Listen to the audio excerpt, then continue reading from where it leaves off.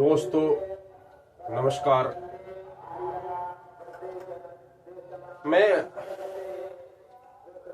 आज अपने YouTube channel के वीडियो में आपसे अध्ययन की एक महत्वपूर्ण कड़ी पढ़ना, रीडिंग पर बात करूंगा।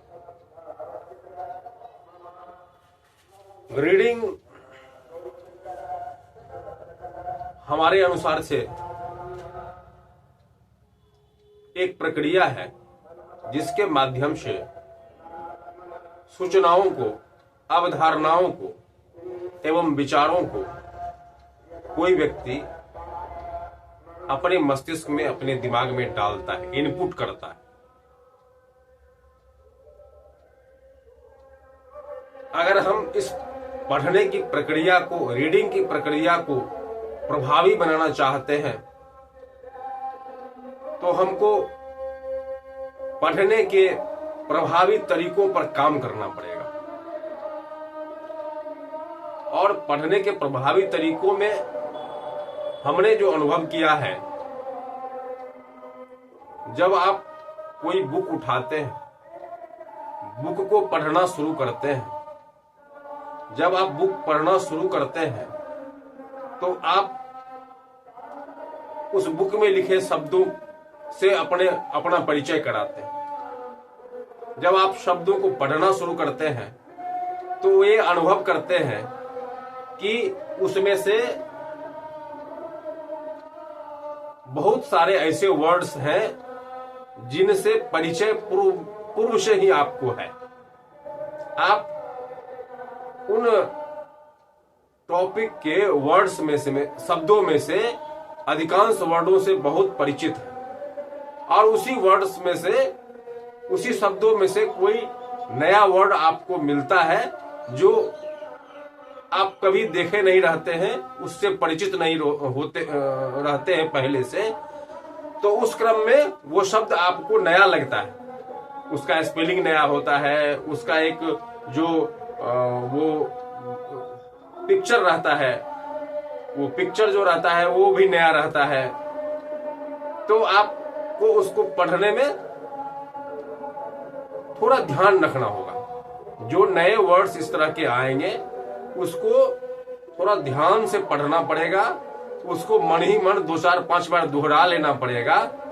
तो आप ये अनुभव करेंगे कि जब हम पढ़ना खत्म करते हैं तो जिन शब्दों जो शब्द हमको नया नया मिला था उसको जब हम खत्म करते हैं, पढ़कर इस विधि से पढ़कर खत्म करते हैं तो उसका इमेज हमारे दिमाग में गहराई से छप जाता है और हम उसको जल्दी भूलते नहीं हैं। तो अध्ययन की जो पहली प्रक्रिया है पढ़ना को अगर हम सशक्त कर लेते हैं, मजबूत कर लेते हैं, उसकी प्रभावी प्रक्रियाओं को करते हुए जब पढ़ते हैं तो पढ़ना हमारा सशक्त होता है। अध्ययन की ये मूल कड़ी पढ़ना अगर मजबूत हो जाता है तो और आगे की कड़ी मजबूत होते जाती है। इसी क्रम में हम आपसे यह अनुरोध करते हैं कि जब आप पढ़ना शुरू करें तो उन अपरिचित शब्द पर ज्यादा ध्यान दें, कुछ समय ज्यादा उसके साथ बिताएं, तो वो आपका अपना हो जाएगा, वो समझ में भी आ जाएगा और आपके स्मृति में भी स्थिर हो जाएगा। आप कृपया जो भी आपका परीक्षोपयोगी अध्ययन सामग्री हो उसको आप इस विधि से पढ़िए। इस विधि से पढ़िए एक बार, फिर उस पर कुछ देर सोचिए, इसके बाद फिर से उसको पढ़ जाइए, उस वर्ड्स को फिर से एक बार बढ़िया से देख लीजिए, तो आपका पढ़ना ज्यादा प्रभावकारी होगा। पढ़ना 2 तरीके से होता है। एक जो आप आवाज निकालकर मुंह से ध्वनि निर्गत करते हुए पढ़ते हैं, और दूसरा कि आप पुस्तक उठाते हैं और मन ही मन पढ़ते हैं, कोई उच्चारण नहीं करते हैं, कोई आवाज आपके मुंह से बाहर नहीं निकलता है। तो दोनों का अलग अलग लाभ है। बोलकर अगर पढ़ते हैं तो उससे क्या होता है कि आपका जो वाचन करते हैं, वाचन में जो जिन अंगों का इस्तेमाल होता है, उनका प्रयोग होता है, जिन अंगों का, उसका एक्सरसाइजेज होता है। वो उच्चारण के लिए और अधिक कुशल बनते हैं और आपका उच्चारण सुस्पष्ट होता है, आपका उच्चारण प्रभावकारी होता है, आप अच्छे वक्ता बनते हैं भविष्य में। बोलकर पढ़ने के अभ्यास जो करते हैं उसका ये सब लाभ है। अगर आप मन ही मन पढ़ते हैं उसका भी एक विशेष लाभ है, लेकिन वो पढ़ने की द्वितीय कड़ी है। जब पर्याप्त अभ्यास हो जाता है आपको बोलकर पढ़ने का, हमारी सलाह है आपको कि आप जब बोलकर पढ़ने का पर्याप्त अभ्यास कर लें तभी आप गुमसुम रहकर मन ही मन पढ़ने का अभ्यास करें।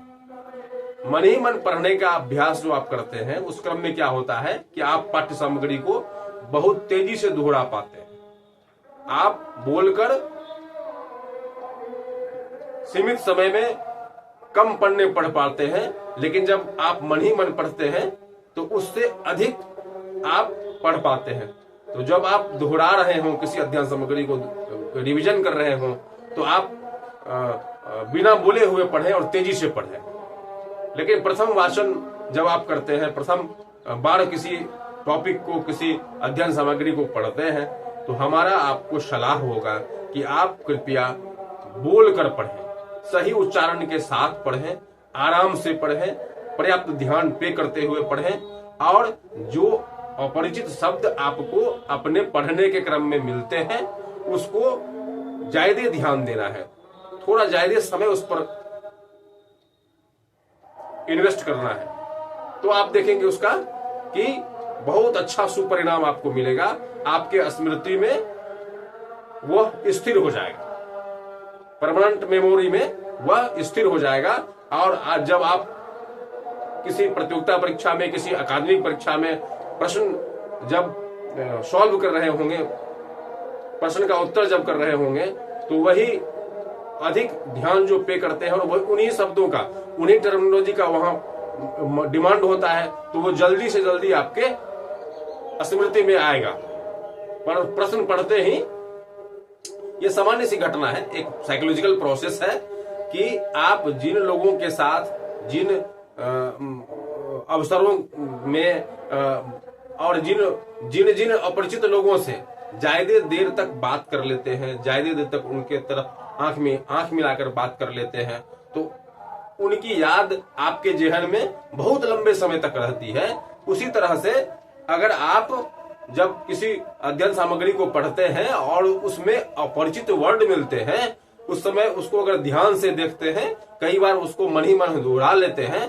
तो उससे उसका इफेक्ट, उसका प्रभाव आपके मस्तिष्क पर गहरा होता है और वो लॉन्ग टर्म मेमोरी में स्थिर हो जाता है।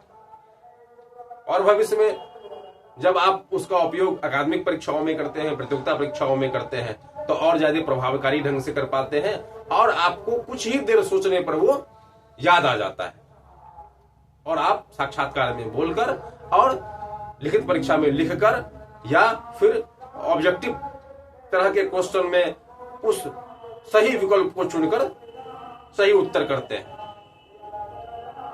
तो आज के वीडियो में हमने आपसे रीडिंग अध्ययन की जो सबसे प्रथम कड़ी है और सशक्त कड़ी है, उस पर हमारा सलाह आपको कैसा लगा हमारे कमेंट बॉक्स में लिखिए और कृपया कर इस विधि का उपयोग अपने को सफल बनाने में कीजिए।